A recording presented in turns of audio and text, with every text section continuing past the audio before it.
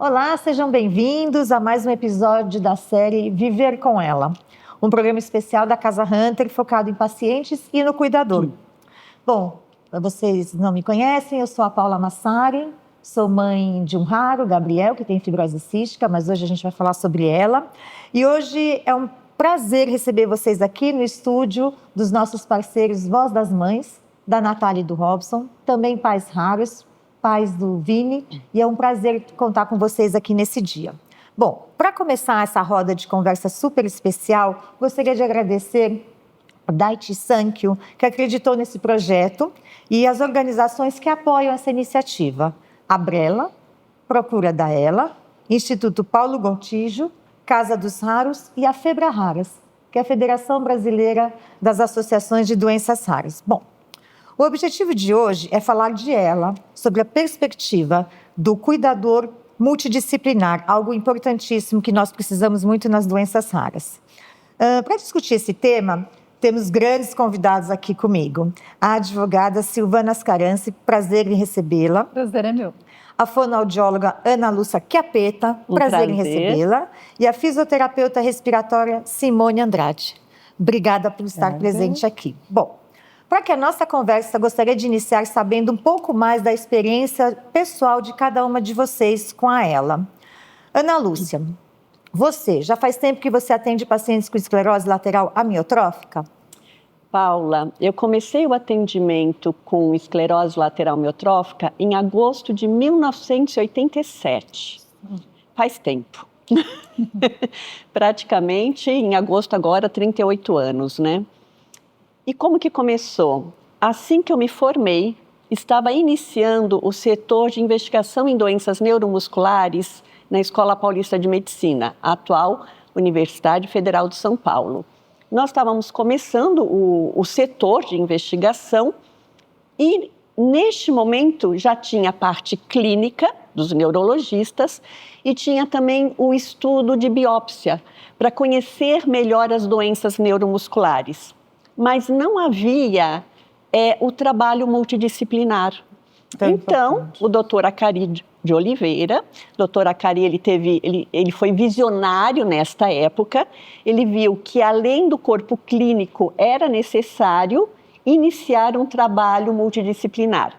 E ele chamou uma fisioterapeuta, que é a doutora Márcia Cunha, e chamou o pessoal da fonoaudiologia. Eu estudava na Unifesp nessa época.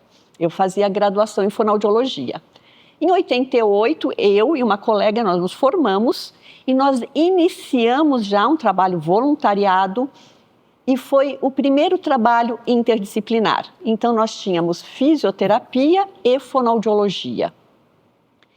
A fisioterapia tinha como objetivo, neste primeiro momento, fazer uma planilha das alterações motoras de todos os pacientes neuromusculares. Entre eles, a neuronopatia, as doenças do neurônio motor, a esclerose lateral amiotrófica. E da parte da fonoaudiologia, nós íamos fazer os achados fonoaudiológicos. Então, nós iríamos ver tanto da parte estrutural e da parte funcional as alterações de fonação, mastigação, deglutição e respiração. Esse trabalho, esse primeiro trabalho de achados fonoaudiológicos, foi até 1993, quando nós conseguimos reunir e acompanhar 45 indivíduos com esclerose lateral amiotrófica. Então, nós acompanhamos de 88 até 93, para que a gente tivesse um acompanhamento evolutivo desses pacientes. Esses pacientes, eles vinham para a gente mensalmente, era um ambulatório, nós acompanhávamos todo mês esses pacientes. Em 45, nós fechamos esse primeiro, com 45 pacientes, nós fechamos esse primeiro estudo e ele foi publicado em 94. Então, em 94, sai o primeiro trabalho de 45 pacientes dos achados fonoaudiológicos aqui no Brasil, né? Então, isso já faz um tempinho também. De lá para cá, eu não parei de acompanhar os pacientes com esclerose lateral amiotrófica. Atualmente, eu faço uns 20 atendimentos por semana ainda de indivíduos com ela. Nossa, é assim, bem esse ponto que eu queria pegar, só fazendo uma parte. A equipe multidisciplinar, principalmente nas doenças raras, elas são fundamentais, porque acomete todo, né, todo os órgãos do paciente. Então, a equipe multidisciplinar, todos reunidos, é muito importante. Obrigada pelo... Simone, quantos anos como fisiorrespiratória e quantos deles convivendo com o paciente com ela? Que história. Ai, pois é, são muitas. Bom, muito menos que a Ana, né? A Ana é muito pioneira. Eu tive o primeiro contato com esclerose lateral em 2002, na minha segunda graduação na faculdade, através de uma fisioterapeuta que estava lá na Universidade Federal, no setor de doenças neuromusculares com a Ana, que na época era um trio, era a Ana, a Lúcia Chiappetta, a Patrícia Stanich, a nutricionista, e a Maria Clariane Berto Hayashi, que era fisioterapeuta respiratória, e ela foi minha professora.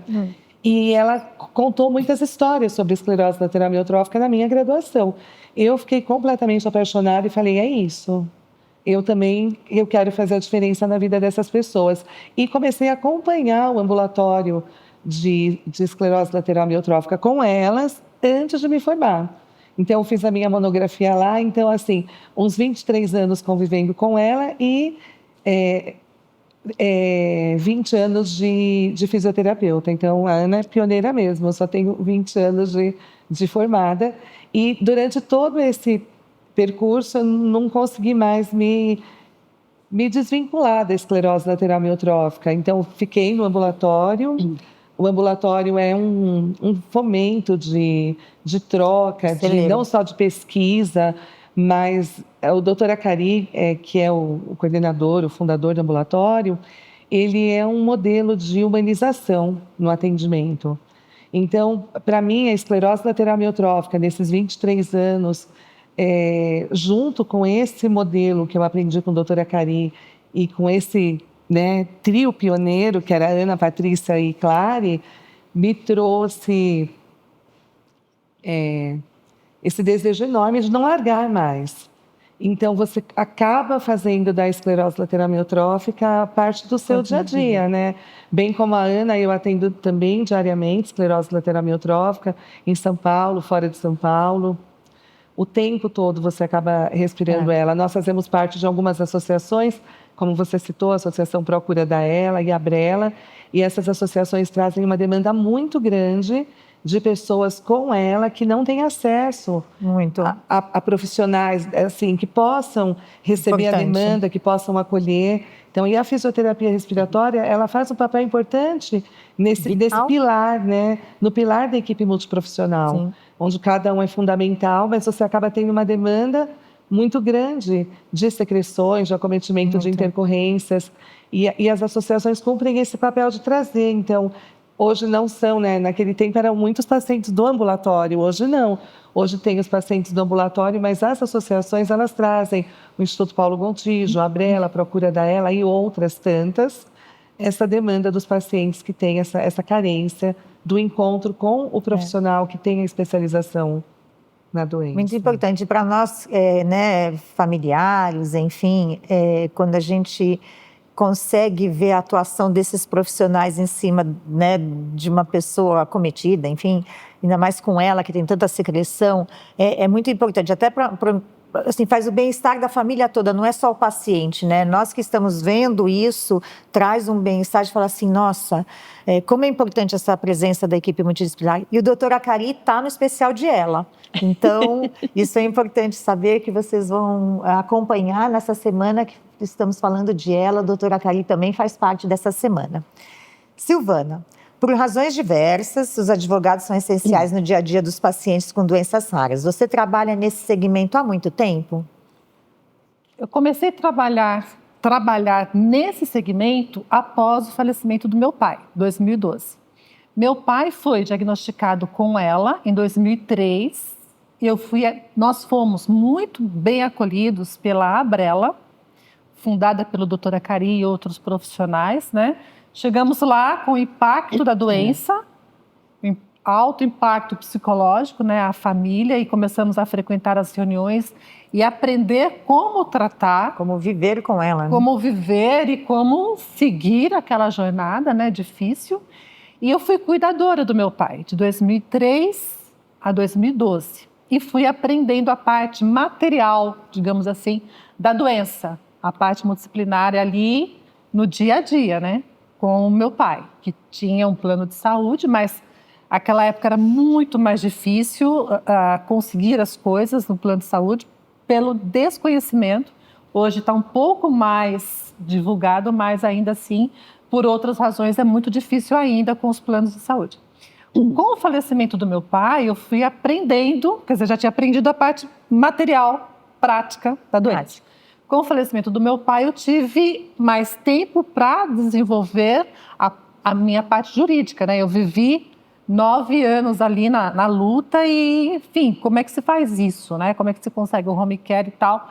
E eu fui me envolvendo. Então, a partir de 2012 até agora, 2025, eu venho quebrando a cara com os planos de saúde e lutando, né? Então, desde 2012 que eu estou atuando como voluntária na Abrela e também na Procura. Voluntária, assim, as primeiras orientações. E essa pessoa quiser seguir com outros advogados, familiares, tudo mais, eu dou os primeiros passos. Uma orientação, né? Orientação. E se a pessoa quiser contratar, também eu estou aberta para contratação. Entendi. Então, é desde 2012 que nós estamos nessa luta e aprendendo dia a dia, lutando principalmente com o desconhecimento dos peritos e de alguns juízes que ainda não conhecem a complexidade, a dificuldade para dar dignidade para um paciente de EPA. Você falou uma palavra muito importante, a dignidade, né? A gente precisa resgatar a dignidade do ser humano mesmo, né? Doenças raras, o ser humano em si. E também com doenças raras que a gente tem que lutar por esses pacientes, né? Bom, a ELA geralmente começa com fraqueza muscular que se espalha e piora com o tempo. Os sintomas podem incluir dificuldade para caminhar ou realizar algumas atividades diárias, né? Tropeços e quedas, vocês sabem bem, fraqueza nas pernas, pés, tornozelos, falta de jeito nas mãos, essa fraqueza, né? Fala arrastada, dificuldade para engolir, fraqueza associada a câimbras musculares, espasmos nos braços, ombros e língua. E alterações de pensamentos ou comportamento. A partir desses sintomas iniciais, gostaria de conversar com vocês sobre a importância de iniciarmos esse apoio multidisciplinar que a gente acabou de comentar aqui, logo após o diagnóstico. Simone. Posso falar que a fisiorrespiratória está para o corpo do paciente, assim como o apoio psicológico está para o emocional? Fundamental já desde os primeiros tempos, quais são os principais benefícios de iniciar a fisioterapia tão logo apareçam os primeiros sintomas? O precoce, a famosa precoce. Precoce, né? O que é precoce, né? É tão difícil definir essa palavra. Bom, na fisioterapia respiratória, em relação à esclerose lateral amiotrófica, bem como qualquer procedimento da equipe multiprofissional, qual é a importância? Qual a relevância de você iniciar o tratamento? Em uma doença neuromuscular, em uma doença rara, ou em qualquer doença, e na esclerose lateral amiotrófica não é diferente, se você deixa a doença na sua evolução, na evolução natural da doença, você abre lá o Google e está escrito, né? O paciente de ela bulbar tem de 6 meses a 3 anos de sobrevida e o paciente de ela pendicular tem de 3 a 5 anos de sobrevida. A evolução natural da doença. Quando você faz uma intervenção, seja ela qual for, de qualquer membro da equipe, você mudou essa evolução natural da doença. E aí, é lógico que isso associado ao fenótipo clínico, ao acometimento que cada paciente vai desenvolver a doença de uma forma. É tanto que você poderia dizer que cada indivíduo com esclerose lateral amiotrófica tem uma doença diferente. Porque é um compêndio, né? São tantas apresentações clínicas diversas que você poderia dizer... Não é igual ao outro, né? Não é igual. Não é igual ao outro. Então, sempre ali na sala de espera do ambulatório, um paciente melhor vê o outro pior e sempre... Qual é a pergunta? Eu vou ficar assim? Eu vou ficar assim. Né? E eu sempre respondi, eu não sei. Eu não sei, eu nunca menti, porque cada pessoa desenvolve a doença de uma forma, a evolução da doença, né? Quando você interfere nesse quadro clínico, nessa apresentação, você mudou a evolução da doença. Do percurso Então, dela, né? qual é o fato de você iniciar o tratamento? É isso, é você mudar a evolução natural da doença. Quando você muda a evolução natural da doença, você muda o desfecho. Você não fala mais de 3 a 6 meses, de 3 a... Você não fala nada.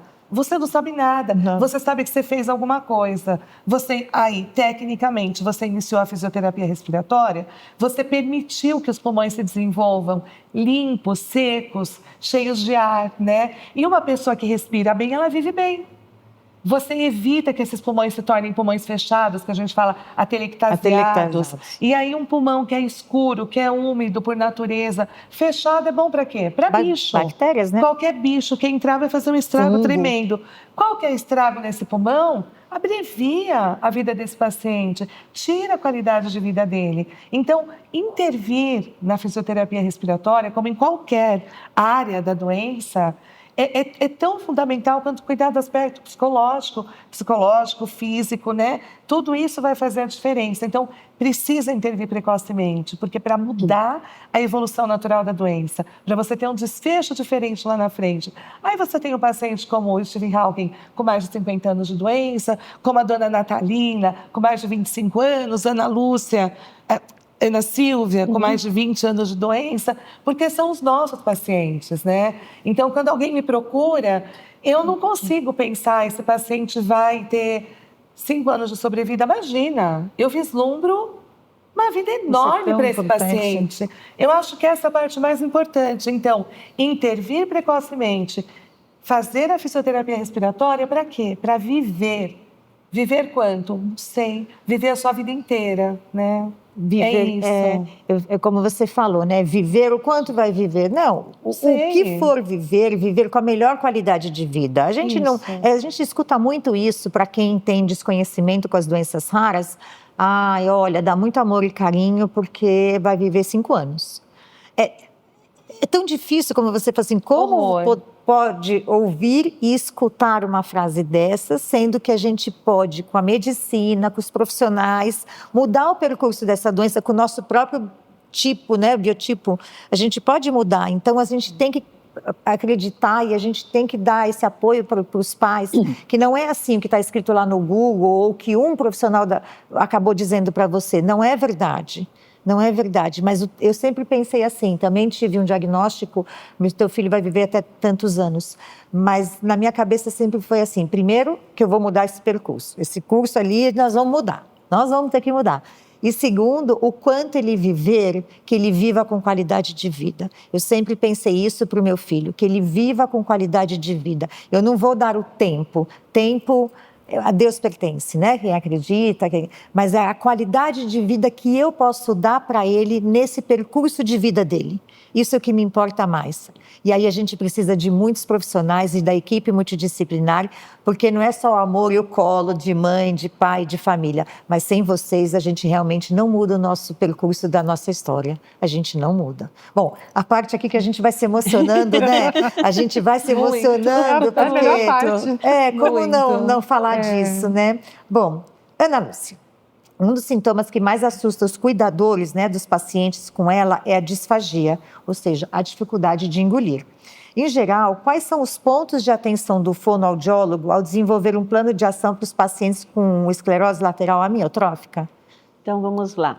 Primeiro, a gente tem que entender que não é só o paciente que a gente fala com ela. Vamos falar um pouco da doença do neurônio motor. Como a doutora Simone falou, nós temos pacientes com características diferentes. Então, nós temos um paciente com predomínio, por exemplo, de um neurônio motor superior, é um paciente um pouquinho mais espástico, mais rígido, pode ter um pouquinho de espasmo laríngeo, e o outro com predomínio de neurônio motor inferior. É um paciente mais fraco, mais flácido. Isso interfere no tempo de doença e interfere nos acometimentos. Ambos podem chegar a ter, na evolução da doença, esse sintoma da disfagia. E a disfagia, ela é um impacto muito grande no seu dia a dia. Porque um dos grandes prazeres do ser humano é comer, é saborear, sentir aromas, né? Então a gente estava logo cedo, antes de começar, tomando um café, questionando: o café está fraco, o café está forte, eu gosto de um café mais forte, eu gosto de um café... Então, no nosso dia a dia, aromas e sabores fazem parte do nosso prazer humano. Então, nós vivemos muitas vezes, eu estou aqui, estou pensando, o que eu vou comer no almoço? Será que quando eu sair daqui eu vou tomar um café e vou comer um docinho? A gente tem que lembrar que na doença do neurônio motor, na esclerose lateral amiotrófica, ela é uma doença motora, ela é uma doença de execução motora. Mas as minhas vias de entrada estão preservadas. Então, sabor eu vou sentir sempre. Mesmo no meu paciente com uma disfagia grave, essa porta de entrada está preservada. Sim. O impacto é muito grande, porque na hora que você fala assim, eu estou com dificuldade para comer, não é só dificuldade para comer, é dificuldade de nutrir, de alimentar, e muitas vezes esse paciente acaba ficando isolado da família e ele perde um pouco a socialização. Então, quando nós falamos de disfagia, nós temos que ir além da dificuldade motora, além da dificuldade em movimentar uma língua, em fazer a passagem desse bolo alimentar da boca para o estômago, mas nós temos que compreender a função da mastigação, da deglutição, do alimentar-se, do marido chegar com o alimento para a esposa, da filha levar um alimento para o pai, porque isso é carinho, isso é amor, isso é afeto, né? Alimentar outra pessoa é passar para essa outra pessoa o seu próprio afeto. Quando mesmo pacientes acamados, a gente continua oferecendo alimento, daí um alimento envolto em uma gaze, protegido, mas para trabalhar o manejo da saliva daquele indivíduo, você ouve assim nas casas: Ana, eu fui viajar para fora e eu trouxe determinado alimento para ele. Você oferta? Ai, a gente foi viajar, então assim, alimentos que ressignificam memórias. Né? Isso é muito importante. Então, mesmo o paciente com uma disfagia grave, já impossibilitado de comer via natural, ele não perde o prazer alimentar, desde que ele esteja bem cuidado. Por quê? Porque quando eu oferto um alimento, eu produzo mais saliva naquela cavidade oral. Eu preciso de um trabalho de um fisioterapeuta respiratório para que depois me auxilie na limpeza, na reorganização, manter esse pulmão limpo, bem aerado. Se tiver uma penetração silente, mesmo durante esse trabalho. Então, muitas vezes, esse paciente disfágico, que pode vir a ter no curso da doença uma dificuldade alimentar, se ele é bem acompanhado, ele pode, mesmo com grande dificuldade, ainda ter o prazer alimentar.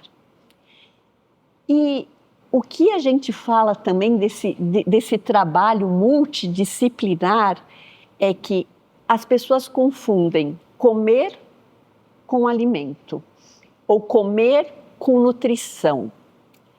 E muitas vezes não ouvem a equipe num momento assim: olha, já é hora de introduzir uma via alternativa de alimentação. Ah, mas ele come, mas o que ele come não é suficiente para manter o seu aporte nutricional, as suas necessidades proteico-calóricas. Ele pode continuar a comer via oral, com uma dieta adaptada, mais pastosa, mais viscosa, líquidos mais engrossados, mas ele precisa de um outro aporte. Então, com a avaliação nutricional, nós conseguimos muitas vezes ofertar uma dieta mista. O que acontece com o paciente acompanhado com um olhar multidisciplinar? Ele vai estar bem ventilado, ele vai estar bem nutrido e nós temos duas fontes energéticas para um músculo que tem uma doença neuromuscular, que é oxigênio e glicose. Então, eu preciso dessa energia através da nutrição, eu preciso dessa energia através da oxigenação desse músculo para ele manter bem, manter em um platô. E até para poder comer via oral mais tempo, anos de vida. Como diz a Simone, nós acompanhamos 35 anos de paciente com esclerose. Anne, você acompanha? Acompanhei, eu tenho anos atendendo. Então, eu já tive o prazer de estar ao lado de indivíduos com mais de 20 anos de doença, tá? Porque nós acompanhamos esses pacientes no decorrer dos anos. Eu falo que nossos pacientes vão se tornando Highlanders, porque as pessoas dão 5 e a gente multiplica isso daqui a pouco por 10, porque a medicina também evoluiu, os aparelhos ventilatórios evoluíram, os assistentes de tosse evoluíram, as alimentações nutricionais evoluíram, mas sem cuidado, ele vai ter uma pneumonia aspirativa, ele vai ter uma comorbidade, ele não vai estar bem nutrido, ele não vai estar desfrutando todos os prazeres que a vida com propósito pode oferecer. Então, nós temos que oferecer, primeiro, uma explicação familiar que é possível manter-se melhor, mesmo com todas as dificuldades que a doença apresenta, e apresenta dificuldades, ninguém aqui está colocando uma venda nos olhos, tá? Esses pacientes, eles vão ter perda muscular, vão passar por processos de atrofia, vão passar por processos de fraqueza, alguns vão ficar mais espásticos, mesmo assim, dá para oferecer prazer. Então, o que nós temos que despertar também nesses pacientes e nessas famílias são propósitos. Vale a pena. E qual que é o seu propósito para estar aqui hoje cedo? Qual que é o seu propósito para acordar, sair da cama e estar aqui hoje cedo? Então, se a gente consegue despertar isso com o apoio de uma equipe e falar, a sua vida não acabou no diagnóstico. A sua vida vai muito além de um diagnóstico. Agora, você tem que escolher seguir o seu caminho, como todos nós, né?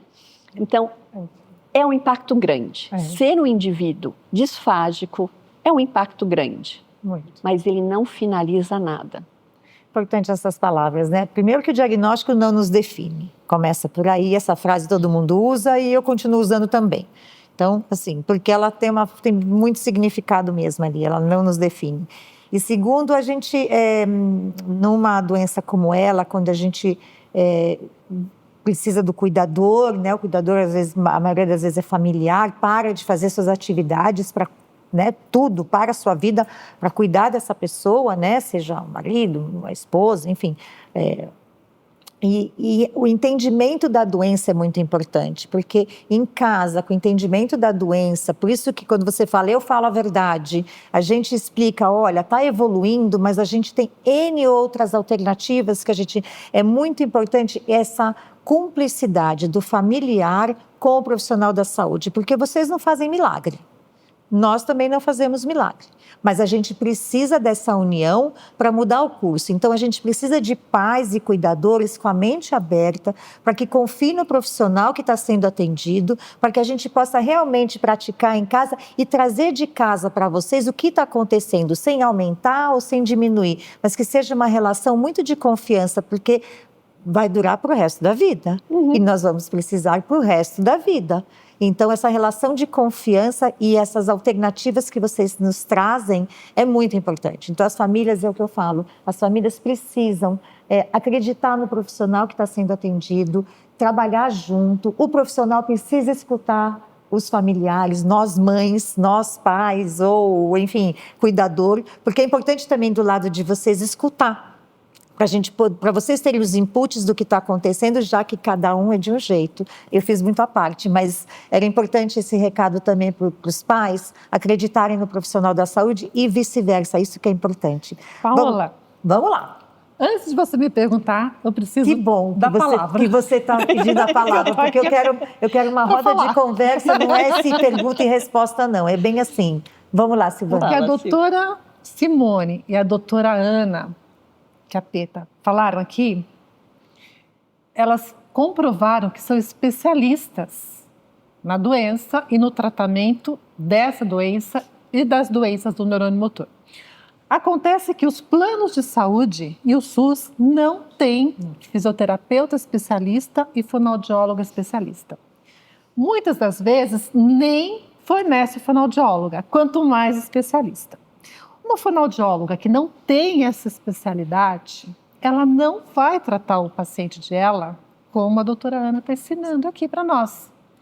Não vai dar uma oportunidade de comer, de sentir o aroma, de saborear. E muitas vezes manda o paciente emagrecer, quando a orientação é fornecer uma dieta hipercalórica. Com medo de errar. Hipercalórica, porque o paciente não pode perder peso, é contraindicado que o paciente perca peso. A doutora Simone falou do tratamento precoce. Os planos de saúde subcontratam empresas de home care pelo menor preço, que remuneram muito mal os profissionais, e não vai ter um profissional especialista que venha para o home care. Né? Então, essa é a grande dificuldade. Muito. E o SUS, muitas vezes, age dessa mesma forma. Sim. E o paciente não vai ser tratado como deveria. Né? Muitas vezes, como a doença é rara e complexa, muitas vezes fazem um tratamento contraindicado. E isso é muito difícil de comprovar, muito difícil de mostrar para os peritos, né, que é necessário uma perícia na maioria das vezes. E essa é a grande dificuldade do advogado e do paciente, porque ele não tem o tratamento adequado. Pelo desconhecimento e também porque a gente sabe, primeiro assim, o diagnóstico. Diagnóstico precoce, a gente já sabe, desconhecimento dos médicos, a gente tem essa dificuldade mesmo. O SUS é maravilhoso, universal, mas a gente tem esses entraves. Cada consulta no especialista demora pelo menos um ano. Como que numa doença evolutiva você pode esperar todo esse tempo para passar por um profissional da saúde? Como que você... Se chega no último especialista ou para um geneticista, ele já está todo acometido. Então, essa é uma das grandes lutas que nós temos para o diagnóstico precoce, a implementação do teste do pezinho ampliado, que isso realmente a gente precisa urgente no nosso país. Existem estados que estão fazendo o ampliado, mas isso é uma lei que já existe, ela tem que ser implantada, porque a gente precisa, para as doenças raras, o tempo ele é crucial. E os profissionais de saúde, a gente precisa que tenha essa porta aberta e que não demore todo esse tempo, essa jornada dentro do SUS, né, para ele passar pelos especialistas. E todo esse entrave que você falou, é uma grande luta que a gente tem. Por isso que a pessoa, né, quando ela tem uma prescrição para a implantação da sonda de gastrostomia, ela pensa, não vou comer mais, eu vou perder o prazer de comer, não quero. O que me adianta viver sem o prazer de comer? Mas a doutora Ana, que é especialista, ela está nos ensinando que é possível sentir o prazer da comida, o aroma, né, do alimento e viver com dignidade.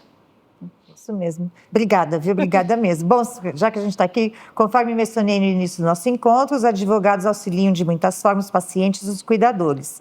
Quais são as consultas mais comuns feitas com cuidadores para pacientes com você? As consultas mais comuns são: o plano de saúde negou e o SUS está demorando e não atende. O que eu faço agora? Então, a gente tem que comprovar uma negativa, ou seja, pela demora, ou seja, por uma negativa infundada qualquer, que o plano de saúde dá, comprovar essa negativa e ajuizar, né, a ação judicial para um home care adequado. Porque quando o paciente procura o advogado, na maioria das vezes, ele já está com uma prescrição de home care.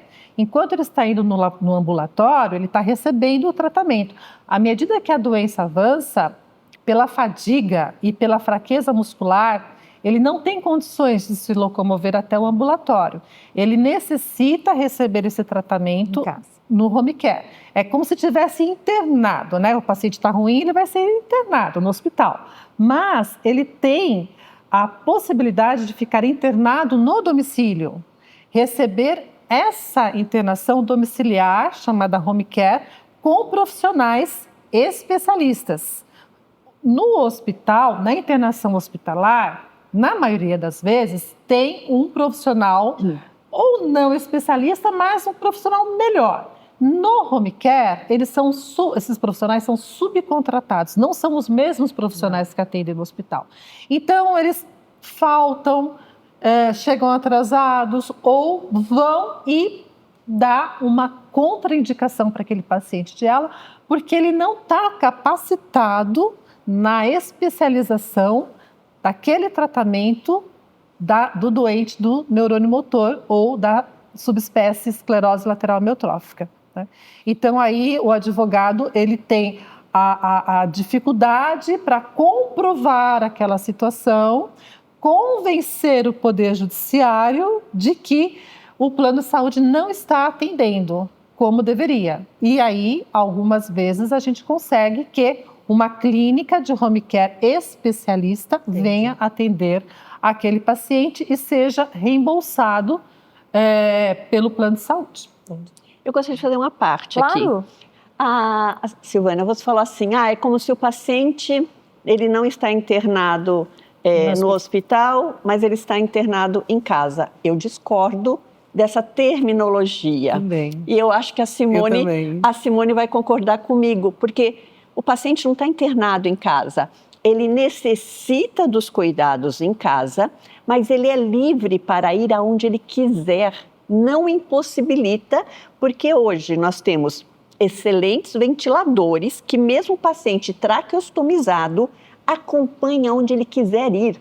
Quero ir no teatro, nós temos pacientes que fizeram cruzeiros, saíram do Brasil e foram para a Europa de navio, com tudo, entendeu? Então, assim, eu não tenho que internar alguém em casa, ele não está preso em casa. A nossa maior briga, mesmo com aqueles que conseguem a liminar judicial, ele não está preso na casa, ele tem vida. Saia. Se ele quer ir no teatro, se ele quer ir na festinha, se é uma avó e quer ver a festa de formatura do neto, sabe? Se é um pai e quer ir no casamento da filha, ele está livre para ir aonde ele quiser.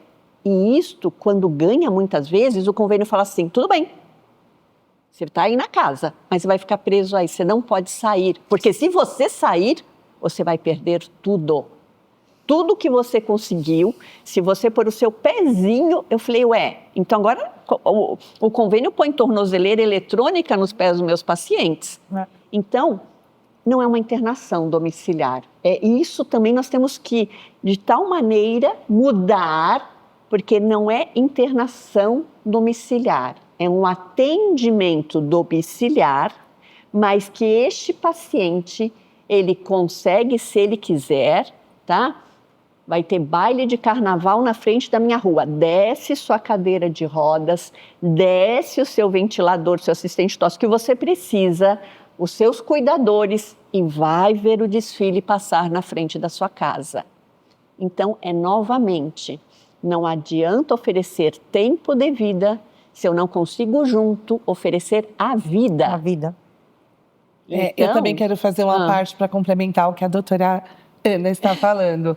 Eu acho que essa questão é uma questão desafiadora para a doutora Silvana, que eu não sei qual é o caminho para a Casa Hunter e para todas as pessoas, qual é o caminho para mudar na lei esse conceito de internação domiciliar. Porque o conceito da lei, o princípio jurídico é home care, internação domiciliar. E nós precisamos mudar isso para assistência domiciliar, né? Então, eu não sei qual é o meandro, por onde se começa, mas eu acho que tem que ter um movimento grande, jurídico, dos profissionais, dos familiares, do mundo, né? Somos revoltadas, né? Por natureza. Já temos a lição de casa. Nós precisamos, né? Após anos, nós continuamos lutando, entendeu? A gente nunca está satisfeito. Por onde começamos para mudar esse conceito de home care, é maravilhoso, mas ele tem que ser mudado urgente, por Para todos os motivos que a assistência. doutora Ana falou, para assistência domiciliar. Perfeito. Né? Que o paciente possa ir à escola, possa ir às férias, possa ter a vida dele amparada por essa equipe multiprofissional, de forma legal, jurídica, sem sofrer essa coação, essa ameaça de que ele vai perder o home care. Então, eu tive um paciente que recentemente queria ir até Ubatuba, que o avô construiu um quarto para ele na casa, e ele não pôde, porque o home care disse, você vai, mas eu vou comunicar o seu convênio, que você está saindo do seu domicílio, os custos e os riscos passam a ser da família. Então, é claro que a família não foi. Então, a gente precisa Aí modificar deixa isso. de ter a vida. Sim, A vida. isso acontece em muitos A gente casos. luta tanto né? pela vida. Então, a e doutora não Silvana acontece. consegue uma liminar, o convênio cumpre, Depois aí o ele paciente perde. quer estudar. Ela tem que conseguir outra entrada no processo para garantir o direito Para de mudar estudar. a cláusula. E se isso fosse amparado por lei, né, seria Aham. muito mais fácil. Para mudar a cláusula da implantação do home Da care. implantação do home care. Quando o home care ele é implantado, vem lá um termo, né, que a família é obrigada a ter um cuidador para acompanhar a enfermagem 24 horas. A enfermagem 24 horas não pode ficar sozinha com o paciente. É obrigatório ter um cuidador. E ali ele assina um termo, num contrato de adesão, ele não tem como discutir aquilo.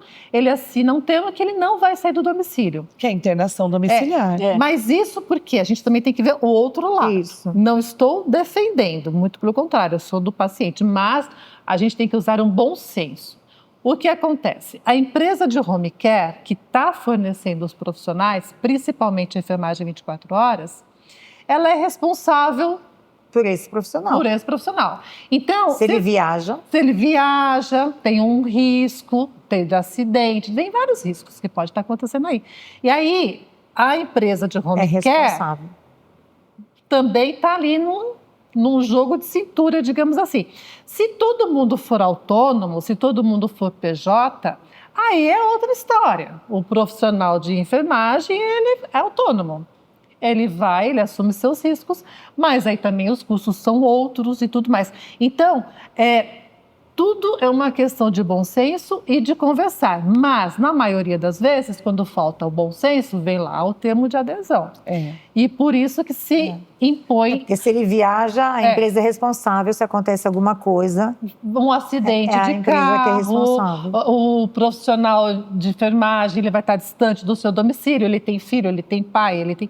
Enfim, toda essa dinâmica de fatos que estão envolvidos ali. Então, se o paciente ele quer viajar para Ubatuba, vai se programar, vai se conversar e vai tentar chegar numa possibilidade. No pior das hipóteses, não deu acordo a conversa, né, o diálogo, aí vai para o judiciário e explica para o juiz o que está acontecendo e pede uma alteração daquela cláusula contratual que ele assinou, né, para ele não perder aquele home care se ele combinar com os profissionais que podem acompanhá-lo até aquele evento, no feriado, porque ele não vai estar morando, ele vai num determinado momento. Esse foi um exemplo, sabe, doutora Silvana? Mas nós temos no cotidiano, e acho que a Ana, né, a doutora Ana também tem, várias situações, né? Situações de escola, situações até de deslocamento médico.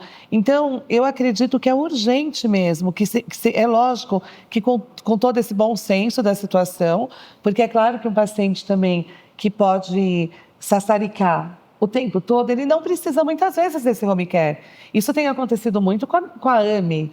As crianças de AME na nova geração medicamentosa, por exemplo, que eu sei que não é assunto do nosso encontro, mas é claro, mas são crianças, por exemplo, que não têm a dependência da geração antiga. Então, são crianças que precisam de uma assistência domiciliar de equipe de reabilitação, mas não necessariamente de enfermagem 24 horas. Então, acho que esse conceito tem que ser mesmo modificado até em função das novas drogas, dos novos fenótipos clínicos que estão surgindo. Do avanço da medicina, né? Então, vamos até dos, como eu falo, dos ventiladores novos. Nós temos todo um conceito diferente. Hoje a gente tem um ventilador que é assistência de vida.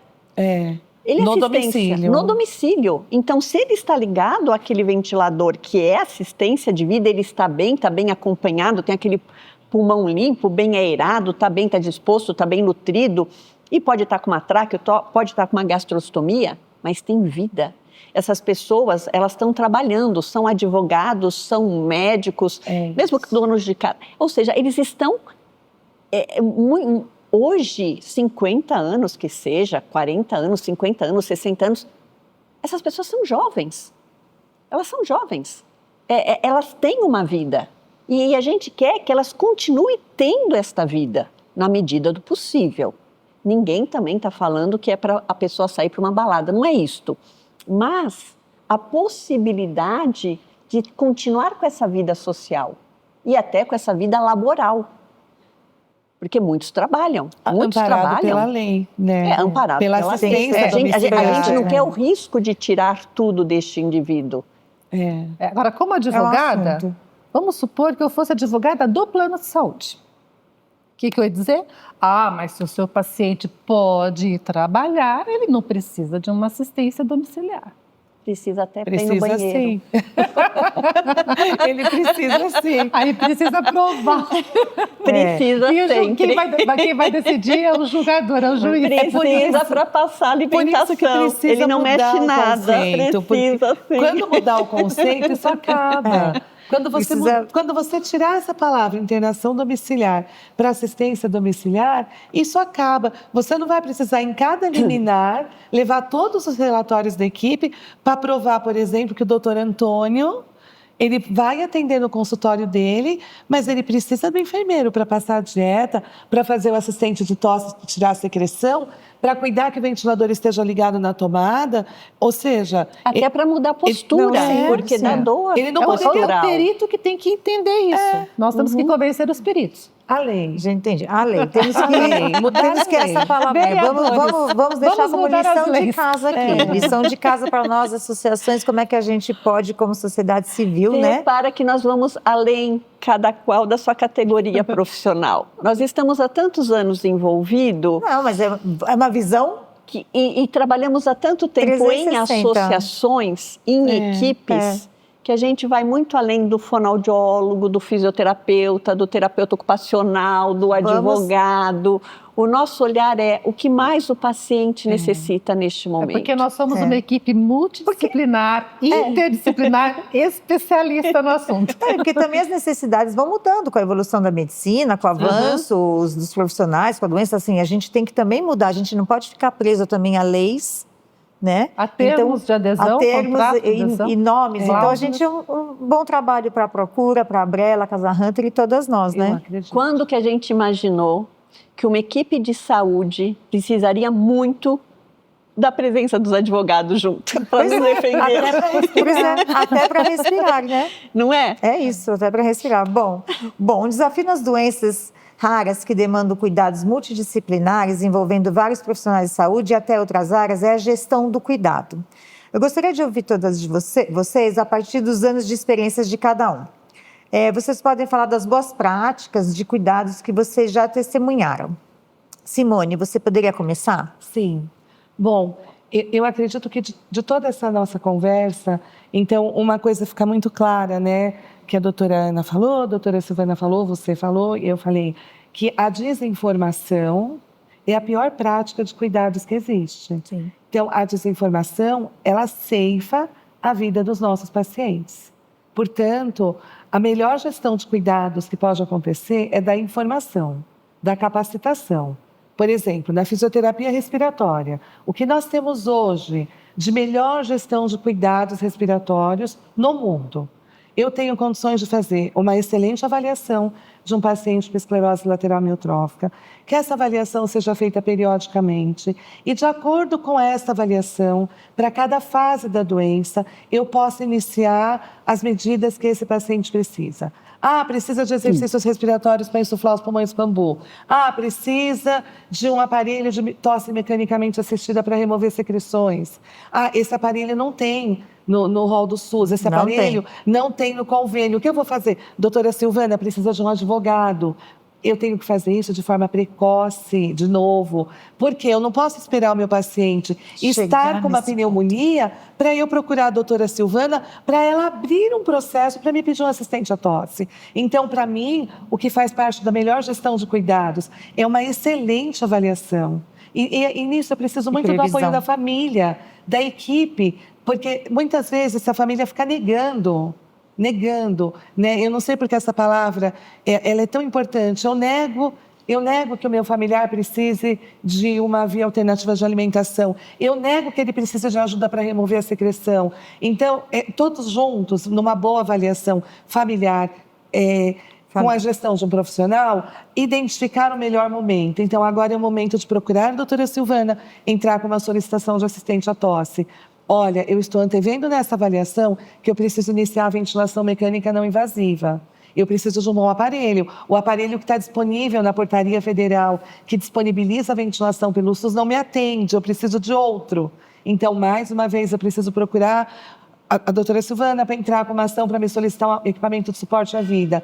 Para mim, a melhor gestão de cuidados é essa, é que faz a avaliação, antevê as necessidades, no meu caso, de remoção de secreção ventilatórias, e me permite fazer essa interface com a equipe toda. Então, doutora Ana, nós vamos precisar de uma gastrostomia? Vamos, mas ele está num bom momento respiratório. Não, mas para fazer a gastrostomia ele precisa de um ventilador. Então, eu preciso instituir uma ventilação junto com a indicação dela de gastrostomia, porque se esse paciente for fazer esse procedimento de gastrostomia, um paciente de esclerose lateral amiotrófica, que ainda não usa ventilador, mas não tiver um suporte ventilatório, no momento daquela intervenção, daquela sedação, daquele procedimento, ele pode ter um acometimento, um problema respiratório, sim, e aí ele não está preparado com o ventilador.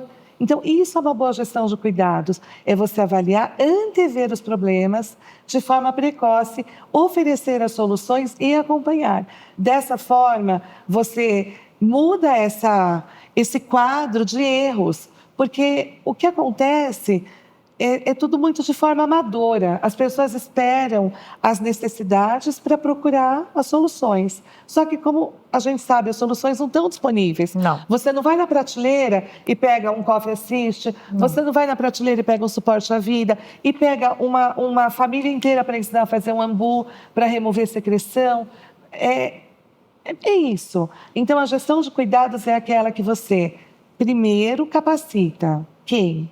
Familiar. Quem está com o paciente 24 horas? O familiar.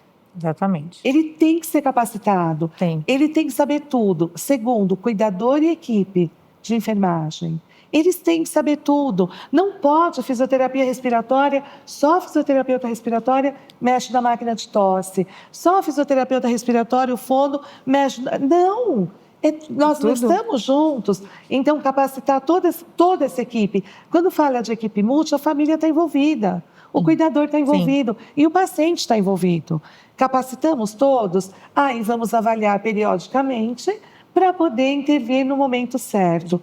Esse é o segredo para mudar a evolução natural da doença. Então, informação, para que a desinformação não gere, muitas vezes, coisas que são irreversíveis, né? Se você tem um paciente de esclerose lateral amiotrófica, que bem ventilado, bem nutrido, bem acompanhado, pode viver 50 anos, você vai lá de forma amadora e põe tudo a perder. Sim. Com uma pneumonia oportunista e sem nenhum equipamento para tratar essa pneumonia.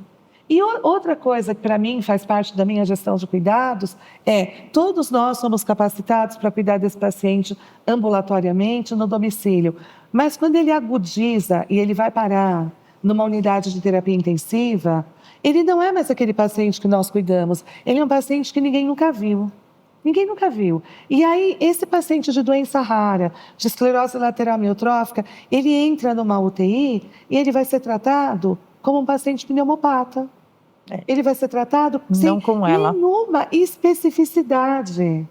E aí tudo está perdido. Então, essa capacitação na gestão de cuidados, ela não é só a nível domiciliar e ambulatorial. Ela precisa se expandir de forma urgente, imediata, para as unidades de terapia intensiva.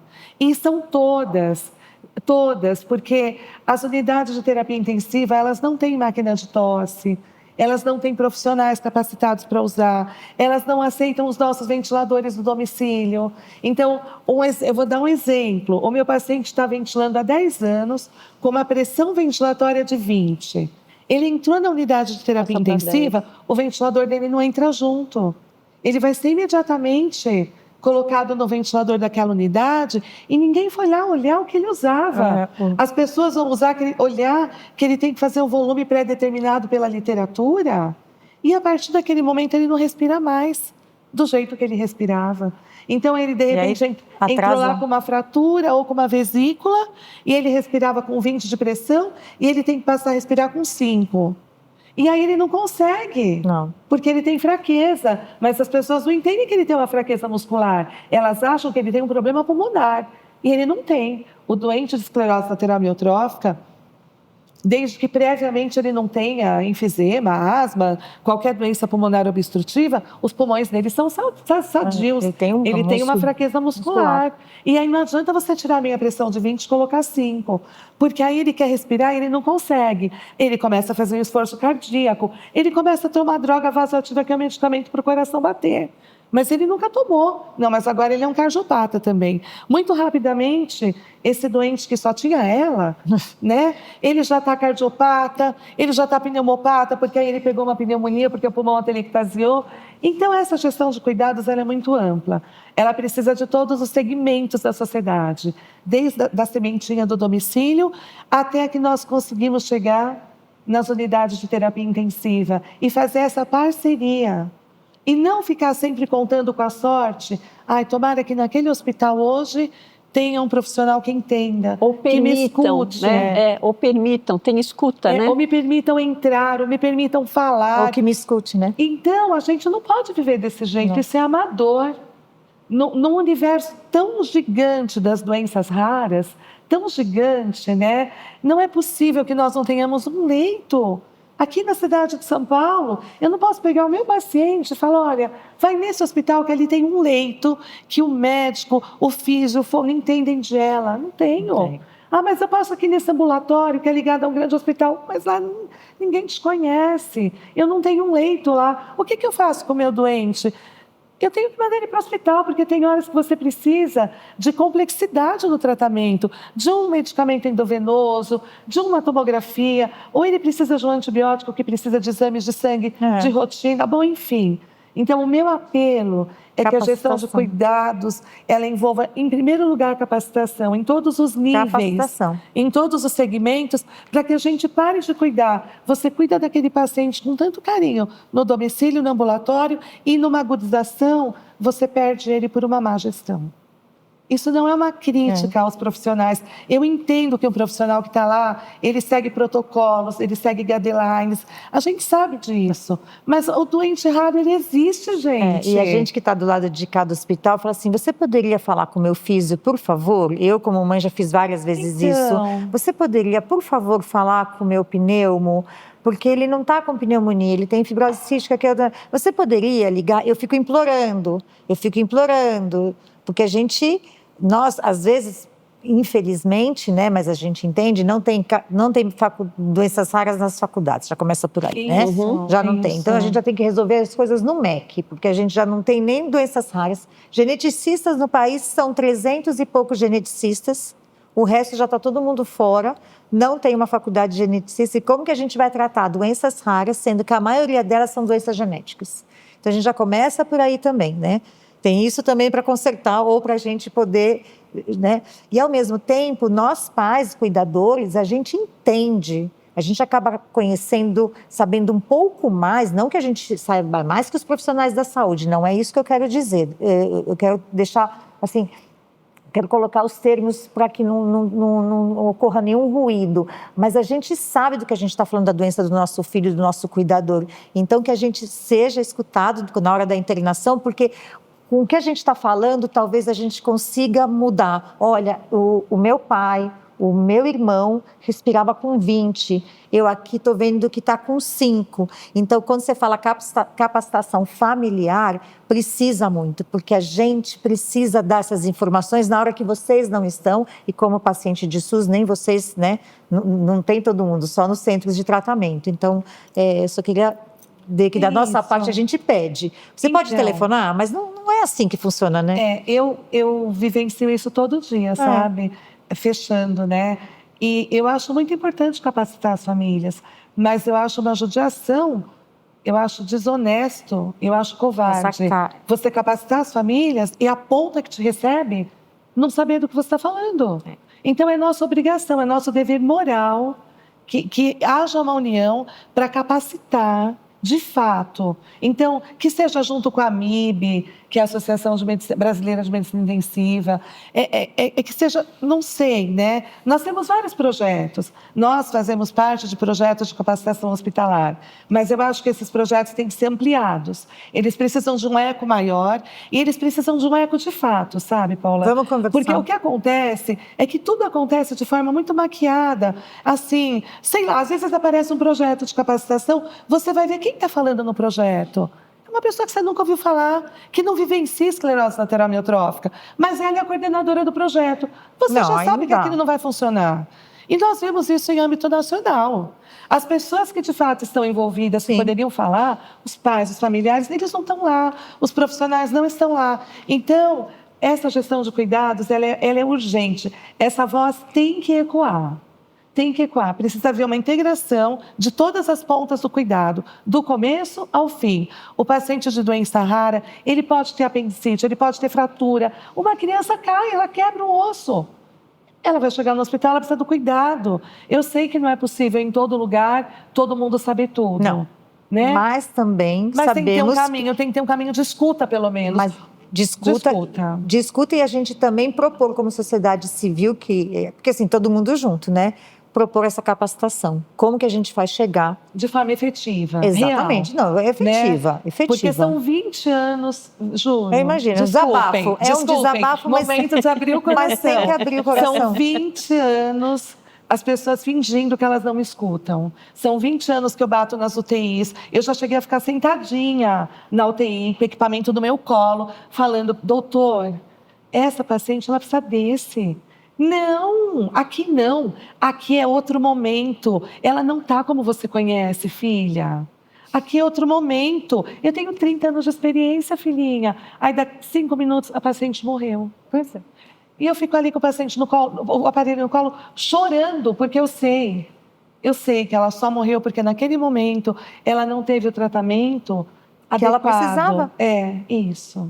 Pode, claro. Eu queria que todas vocês participassem agora desse momento, porque a gente já está indo para o encerramento. Então, eu quero que agora... ela falou eu quero que vocês não precisem encerrar. Não é para encerrar. Essa é a última pergunta. Então, agora não precisa encerrar. É rápido, vou concluir. Não, por favor, momento, quero toda a sua palavra. Nesse momento que a pessoa faleceu, vou falar para ela o que ela deveria ter feito e que eu fiz lá no Hospital Cruz Azul, que é o hospital de militares. Quer tomar água? Obrigada. A pessoa precisa de um cuidador inconformado ou vulgarmente briguento.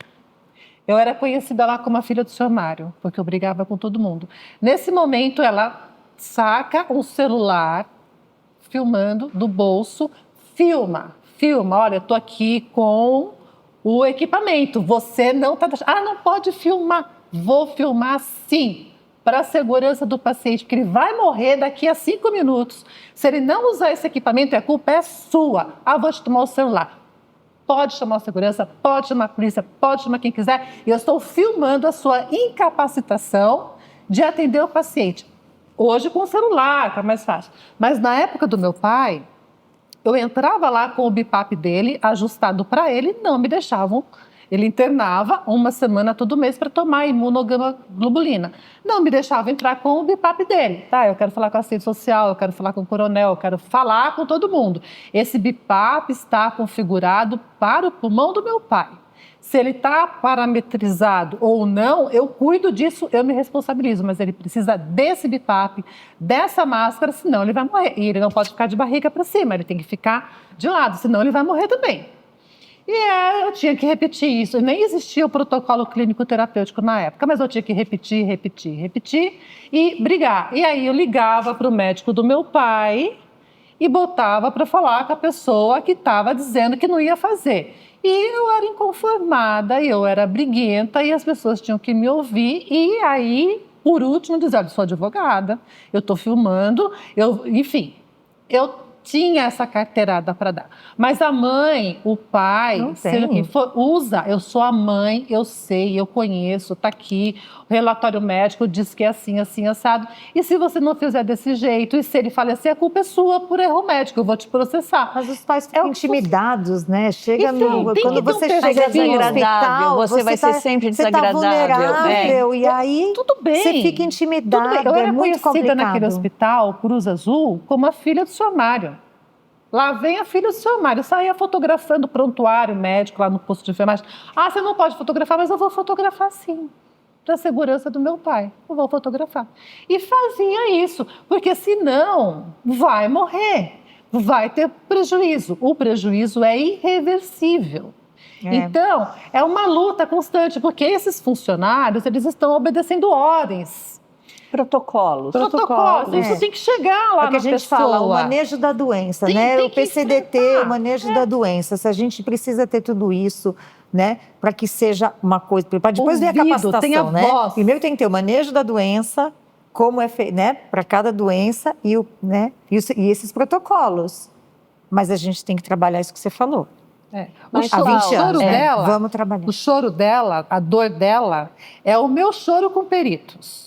Claro. Porque eles dão laudos totalmente por desconhecimento da doença e o risco de se perder um processo é alto. É muito alto. Eu já vou dar a palavra para você. Quando descobri a doença do meu filho, e aí a gente, sei lá, depende, o pâncreas não funciona, um dos, né, pulmão, fígado, pâncreas e tal. O pâncreas não funciona, tem que tomar enzimas pancreáticas, senão ele perde tudo, né? E entra em subnutrição. E aí, cada organismo determina quanto de enzimas pancreáticas você tem por alimento. O do meu filho é de um jeito, o do seu filho é de outro, o do seu filho é de outro.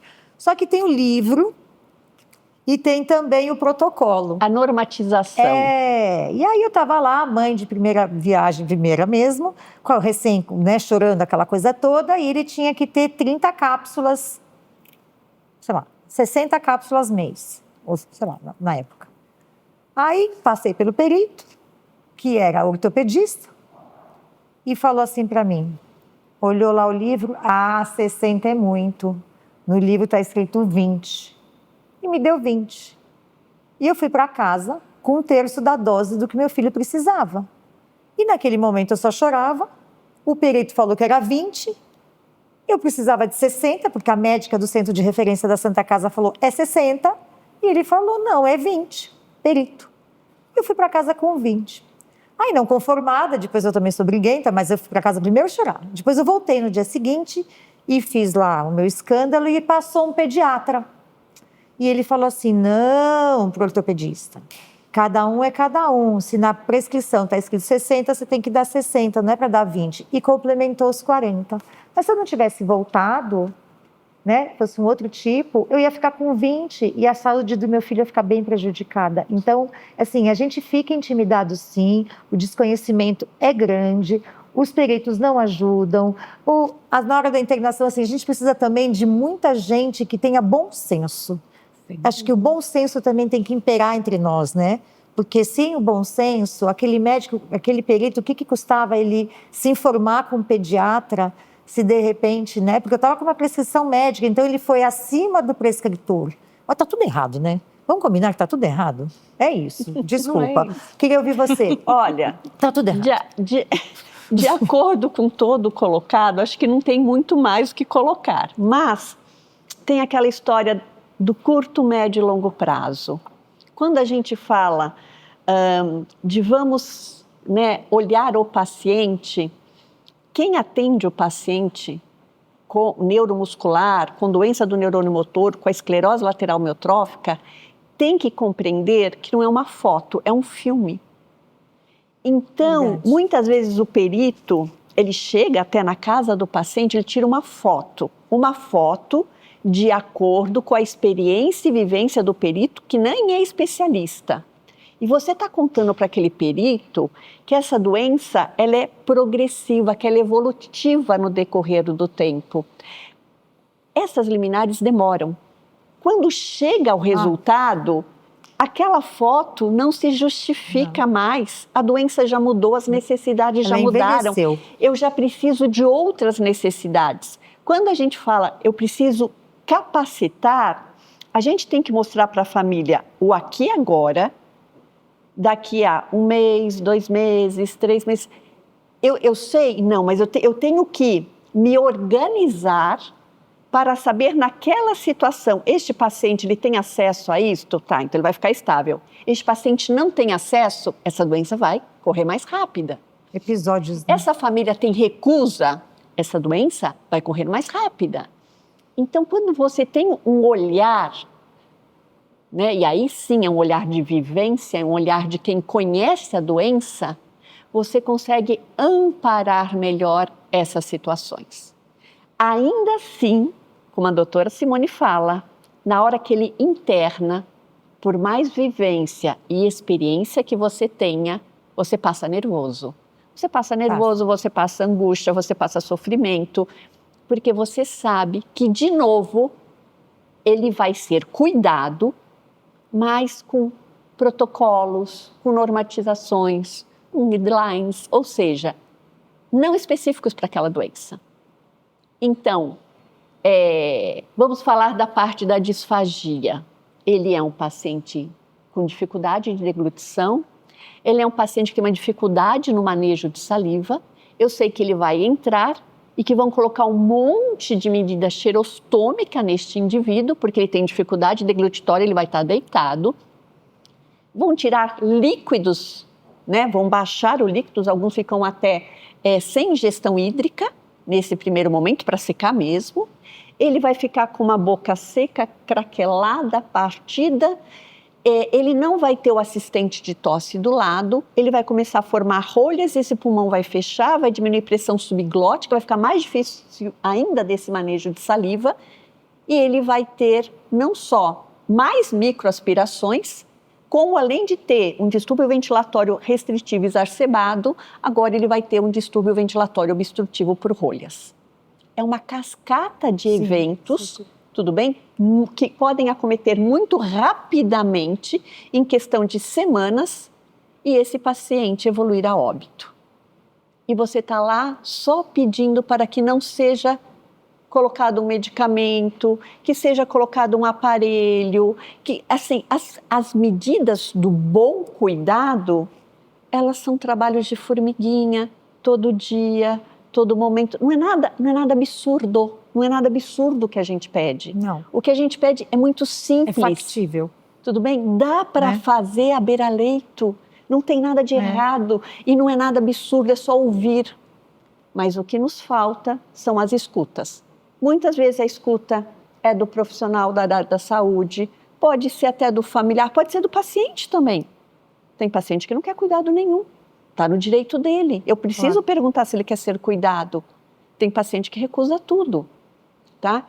Então, o profissional, ele tem que ter um olhar do universo que ele trabalha, porque ele sabe, aqui eu vou ter um melhor resultado. Não é que a doença vai me dar, neste caso, um melhor prognóstico, mas esse indivíduo, ele consegue estar melhor cuidado, já que aquele outro indivíduo, infelizmente, não é que eu não queira dar o meu melhor, mas o meu melhor aí não vai ter respaldo.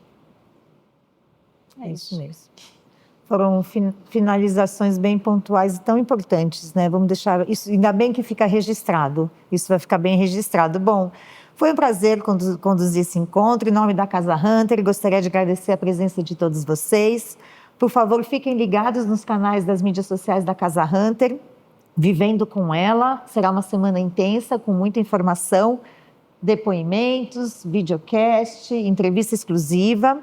E todos esses conteúdos você encontra nas mídias sociais da Casa Hunter. Antes de finalizar e agradecer a presença de vocês, queria fazer um convite para que todos vocês estejam presentes na 10ª edição do Cenário das Doenças Raras, que vai acontecer dia 23 de junho no WTC. É um encontro, um dos maiores eventos da América Latina, podemos dizer isso, de doenças raras. Ele é híbrido, presencial online, com transmissão simultânea em inglês, espanhol e libras, e eu convido todos vocês para esse encontro. Eu queria agradecer cada uma de vocês por essa manhã, por esse encontro que tivemos hoje, e assim, viver com ela, respirar com ela, viver e viver. É isso que eu tenho para dizer para vocês. Muito obrigada pela presença de cada uma de vocês. Agradeço. Obrigada a todos vocês.